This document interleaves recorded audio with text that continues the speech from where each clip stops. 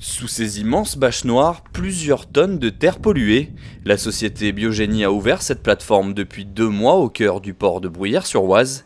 Objectif, dépolluer jusqu'à 300 000 tonnes de terre chaque année grâce à une technique écologique. On va apporter de la matière organique, type compost ou poussière de céréales, que l'on va mélanger au sol pour déstructurer les sols, les assécher et en fait alimenter les bactéries déjà présentes naturellement dans les sols, qui en fait dégradent naturellement la pollution présente.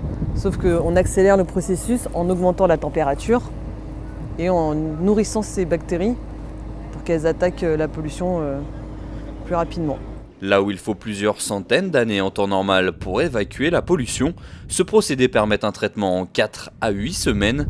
Un enjeu important dans le cadre du Grand Paris, le traitement des terrains autrefois pollués permet ensuite de construire des bureaux ou même des logements. Les terres qui sont traitées sur ce site en fait, sont issues d'un passif industriel. Vous avez dans le cadre des exploitations passées, sur des anciennes stations-service par exemple, des cuves qui ont fui, et vous avez des hydrocarbures qui se sont répandus dans les sols ou des métaux qui proviennent d'anciennes fonderies, ce genre de choses. Donc ce n'est pas dangereux pour la santé, mais par contre ces matériaux-là doivent être traités dans des centres adaptés.